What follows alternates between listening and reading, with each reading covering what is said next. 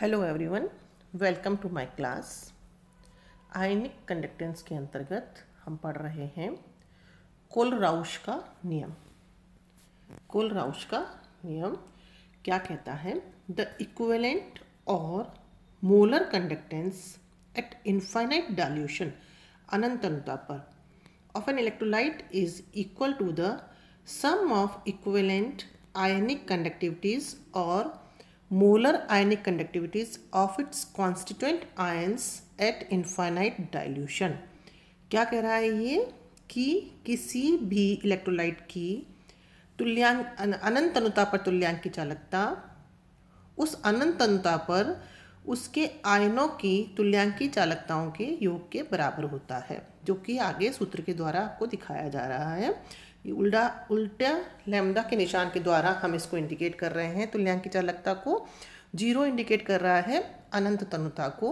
तो तुल्यांकी चालकता किसी भी इलेक्ट्रोलाइट की अनंत तनुता पर उसके आयंस क्या है, कैटायन और एनायन, उनकी तुल्यांकी चालकता अनंत तनुता पर के योग के बराबर होता है। Where lambda 0 plus and lambda 0 minus are the equivalent ionic conductance of the cation and anion respectively at infinite dilution. Okay, now similarly for molar conductance the law is expressed as mu0 indicate molar conductance at infinite dilution is equal to gamma plus lambda 0 plus lambda 0 minus into gamma minus। यहाँ lambda 0 plus and lambda 0 minus क्या है? Molar ionic conductance of cation and anion respectively at infinite dilution.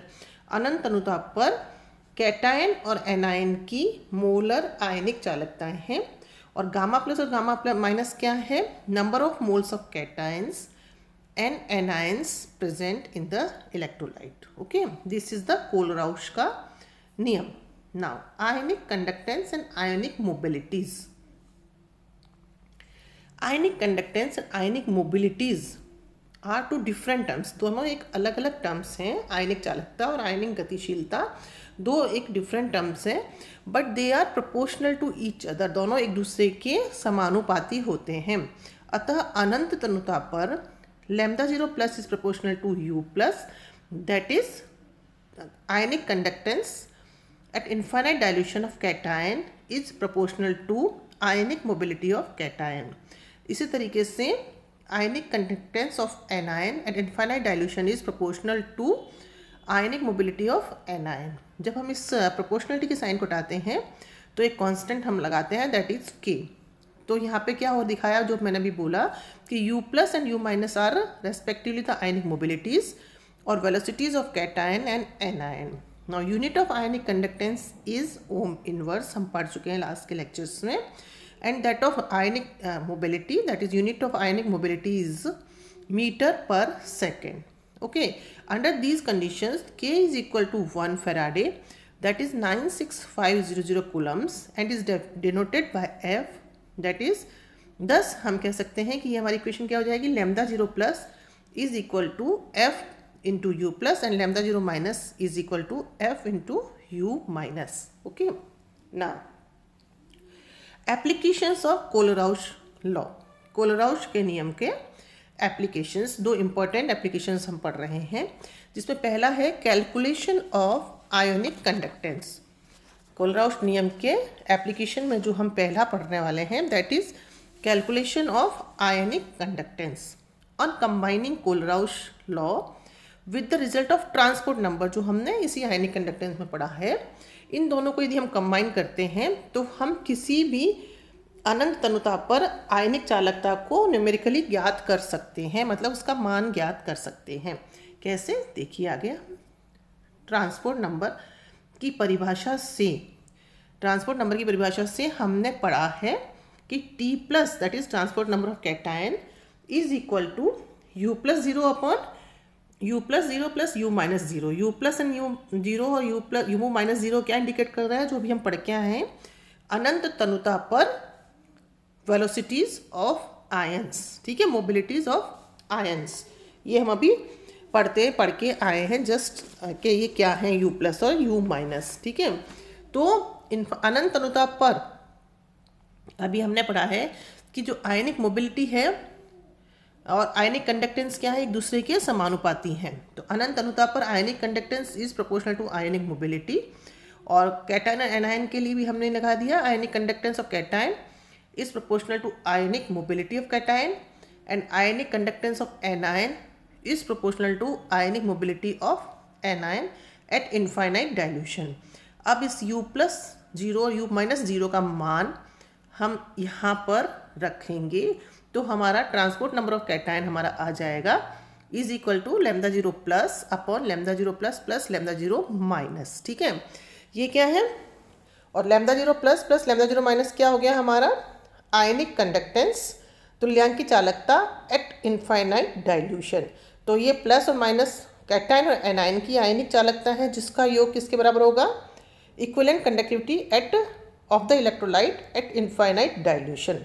तो T plus क्या हो गया हमारा, λ0 plus upon λ0, और cation की आयनिक चालकता जो निकालेंगे हम, क्या हो जाएगा फिर हमारा, λ0 plus is equal to T plus into λ0, और इसी तरीके से λ0 minus is equal to T minus into λ0। तो ट्रांसपोर्ट नंबर को कंबाइन करेंगे यदि हम कोलराउश के नियम के साथ में, तो हम आयनिक चालकता अनंत तनुता पर कैटायन और एनायन की अलग अलग ज्ञात कर सकते हैं इन दो सूत्रों के अनुसार। Okay, now next second application, that is a quite important application which we use while we solve our numerical values, numericals, जिसके लिए हम कैलकुलेट करते हैं, और practically it is also very important, that is calculation of equivalent and molar conductivities of a weak electrolyte eight infinite dilution. किसी भी